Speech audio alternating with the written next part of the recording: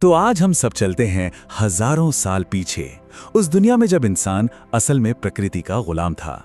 ये कहानी उस सफर की है जब हमने खेती और पहिए जैसे आविष्कारों के दम पर पहली बार प्रकृति को अपने काबू में करना सीखा। चलिए शुरू करते हैं ये कमाल की कहानी। आज हम खाने पीने की चीजों को बहुत ही आम बात समझते हैं, है ना?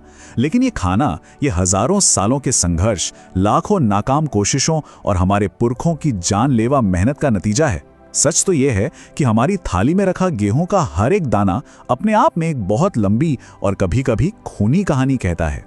जरा एक पल के लिए ऐसी दुनिया की कल्पना कीजिए। कोई खेत नहीं, कोई सड़क नहीं, पहिए जैसी कोई चीज ही नहीं है। क्या लगता है, क्या हम और आप एक दिन भी टिक पाएंगे? शायद नहीं, लेकिन हमारे पूर्वज वो इसी मुश्किल दुनिया के मास्टर थे। और ये कहानी इसी बारे में है कि कैसे उन्होंने उस दुनिया को हमेशा के लिए बदल दिया और आज की दुनिया की नींव रखी। तो हमारे पूर्वजों के सामने जो सबसे पहली और बड़ी चुनौती थी, वो थी शिकार की अनिश्चितता। मतलब आज खाना मिलेगा या नहीं, कोई नहीं जानता था। और इसका हल किसी नए हथियार से नहीं निकला, बल्कि जानवरों के साथ एक बिल्कुल नए रिश्ते से निकला। उस डर के बारे में सोचिए, उस रोज की भूख के बारे में। एक पूरे कबीले की जिंदगी बस इस बात पर टिकी थी कि आज शिकारियों के हाथ कुछ लगा या नहीं। अगर आज शिकार नहीं मिला तो मतलब कल पूरा कबीला भूखा सोएगा। हिम्बा का कबीला भी बस इसी उम्मीद में आग के चारों ओर बैठा इंतजार कर रहा था। और तभी अचानक झाड़ियों से एक छोटा सा मेमना भटकता हुआ कैंप में आ गया। कबीले के सरदार की तो आंखें चमक उठीं। वो चिल्लाया, मारो इसे, आज रात के खाने का इंतजाम हो गया। लेकिन इससे पहले कि कोई कुछ करता, हिम्बा नाम की एक छोटी सी लड़की दौड़कर उस मेमने के सामने खड़ी हो गई। उसने उसे अपनी गोद में उठा लिया और साफ मना कर दिया कि इसे कोई नहीं मारेगा। और बस यही वो एक पल था जिसने सब कुछ बदल दिया। कबीले के लोगों ने शायद पहली बार यह महसूस किया कि किसी जानवर को जिंदा रखना उसे मारकर तुरंत खा जाने से कहीं ज्यादा फायदेमंद हो सकता है। वो जानवर असल में एक चलता फिरता राशन था, जो दूध दे सकता था, ऊन दे सकता था और भविष्य में मांस भी दे सकता था। ये सिर्फ एक जानवर को पालने तक की बात नहीं थी, ये इससे कहीं ज्यादा बड़ी चीज थी। ये इंसानियत का पहला जेनेटिक एक्सपेरिमेंट था, जिसे आज विज्ञान की भाषा में हम आर्टिफिशियल सिलेक्शन कहते हैं। मतलब अब इंसानों ने यह तय करना शुरू कर दिया था कि कौन से जानवर बच्चे पैदा करेंगे, और उन्होंने हमेशा उन जानवरों को चुना जो शांत स्वभाव के थे। और ये देखिए कि ये बदलाव कितनी तेजी से आया। सिर्फ कुछ 100 सालों के अंदर ही इंसानों ने एक जंगली और खतरनाक भेड़ की प्रजाति को पूरी तरह से एक पालतू ऊन देने वाली भेड़ में बदल दिया। अब इंसान और जानवर दुश्मन नहीं थे, वो पार्टनर बन चुके थे। तो जानवरों से दोस्ती तो हो गई, लेकिन कहानी अभी खत्म नहीं हुई थी।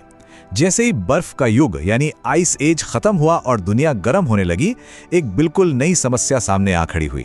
और इसी समस्या ने एक और भी बड़ी क्रांति को जन्म दिया। देखिए, जब तक आइस एज था तब तक पूरी दुनिया एक तरह से कुदरती फ्रीजर थी। शिकार का मांस महीनों तक खराब नहीं होता था। लेकिन अब दुनिया गर्म हो रही थी, और गर्मी का मतलब था बैक्टीरिया, सड़न। शिकार किया हुआ मांस अब कुछ ही दिनों में बदबू मारने लगता था। इसी मजबूरी ने इंसानों को भविष्य के बारे में सोचने पर मजबूर कर दिया। और यहीं पे कहानी में एंट्री होती है डोपा की। डोपा ने एक बड़ी अजीब चीज देखी। उसने देखा कि जिस जगह पिछले साल बेकार समझकर बीज फेंके गए थे, ठीक उसी जगह से अब नए पौधे उगाए हैं। ये कोई जादू नहीं था, बल्कि ये दुनिया का पहला साइंटिफिक एक्सपेरिमेंट था। उसने हिम्मत की, कुछ बीज लिए, उन्हें जानबूझकर गीली मिट्टी में दबाया और इंतजार करने लगा। और फिर एक सुबह उसने मिट्टी से एक नन्ही सी हरी कोम्पल को बाहर निकलते देखा। बस यही था वो यूरिका मोमेंट। इंसान को पहली बार ये एहसास हुआ कि उसे अब खाने के लिए जंगल पर निर्भर रहने की जरूरत नहीं है। वो अपना खाना खुद बना सकता है, खुद उगा सकता है। और सबसे मजेदार बात जानते हैं क्या है? ये आइडिया सिर्फ एक जगह पर नहीं आया। जैसे आजकल कोई रील वायरल हो जाती है ना, ठीक वैसे ही खेती का आइडिया दुनिया भर में एक साथ वायरल हो गया। फर्टाइल क्रेसेंट से लेकर चीन और अमेरिका तक। ऐसा लगा मानो पूरी इंसानियत ने एक साथ फैसला कर लिया हो, बस अब और भटकना नहीं। लेकिन खेती की इस जबरदस्त कामयाबी ने एक नई मुश्किल खड़ी कर दी। फसल इतनी ज्यादा होने लगी कि उसे एक जगह से दूसरी जगह ले जाना एक बहुत बड़ा सरदर्द बन गया। सोचिए, टनों अनाज का वो भारी बोझ। और यहीं से पहिए की कहानी शुरू होती है। लेकिन एक हैरान करने वाली बात बताऊं, पहिए का आविष्कार चलने या सामान ढोने के लिए हुआ ही नहीं था। इसका पहला इस्तेमाल एक ही जगह पर गोल गोल घूमने के लिए हुआ था, एक कुम्हार के चाक के तौर पर, ताकि अनाज को स्टोर करने के लिए अच्छे मिट्टी के बर्तन बनाए जा सकें। असल में उस दौर का जीनियस आविष्कार पहिया नहीं था। असली जीनियस था एक्सेल, यानी वो धुरा, वो रॉड जो पहिए को अपनी जगह पर पकड़ कर भी रखती है और उसे आज़ादी से घूमने भी देती है। ये उस समय की सबसे मुश्किल इंजीनियरिंग चुनौतियों में से एक था, क्योंकि कुदरत में इसका कोई भी उदाहरण मौजूद नहीं था। अच्छा, तो इन सारे आविष्कारों ने सिर्फ हमारे काम करने का तरीका नहीं बदला, इन्होंने तो हमें, मतलब पूरे इंसान समाज को ही जड़ से बदल कर रख दिया। चलिए देखते हैं कैसे। इन सब में जो सबसे क्रांतिकारी आविष्कार था ना, वो था एक पक्का घर। एक जगह पर टिककर बस जाने से इंसान की पूरी सोच, उसकी साइकोलॉजी ही बदल गई। इससे सुरक्षा की भावना आई, अब बुजुर्गों की देखभाल करना मुमकिन हुआ और बच्चों को बड़े होने के लिए एक मजबूत और स्थिर माहौल मिला। और ये जो बदलाव था ना, ये कोई छोटा मोटा बदलाव नहीं था। जरा सोचिए, शिकारी संग्राहकों की दुनिया में घर, वो तो बस कुछ वक्त का ठिकाना होता था। लेकिन अब किसानों के पास स्थायी गांव थे। पहले की दुनिया में हर चीज सबकी होती थी, सब मिलकर खाते थे। लेकिन अब मेरा और तेरा का कॉन्सेप्ट आया, मतलब प्राइवेट प्रॉपर्टी की शुरुआत हुई। छोटे छोटे घूमते फिरते कबीले अब बड़े बड़े एक जगह बसे समुदायों में बदल चुके थे। और हाँ, सबसे बड़ा बदलाव तो लीडरशिप में आया।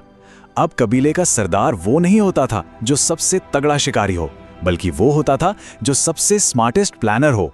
मतलब अब ब्रॉन की नहीं, ब्रेन की पूछ थी। जिसके पास सबसे ज्यादा जानकारी थी वही राजा था। हल और पहिए ने मिलकर इंसान को सबसे कीमती तोहफा दिया, और वो था खाली समय। और जब इंसान के पास फालतू वक्त होता है तो वो कुछ नया सोचता है, कुछ नया बनाता है। यहीं से स्पेशलाइजेशन का जन्म हुआ। मतलब अब कोई सिर्फ बर्तन बना रहा था तो कोई सिर्फ कपड़े बुन रहा था, और यहीं से व्यापार की, कॉमर्स की शुरुआत हुई।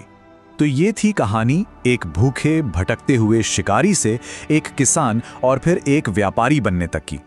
हमने पेट भरना सीख लिया, घर बनाना सीख लिया और दुनिया को पहियों पर चलाना भी सीख लिया। लेकिन अब जब इंसानों के पास घर और खाने की सुरक्षा थी, तो सवाल ये है कि पूरी दुनिया को जीतने के लिए उन्हें अगली किस चीज की जरूरत पड़ने वाली थी।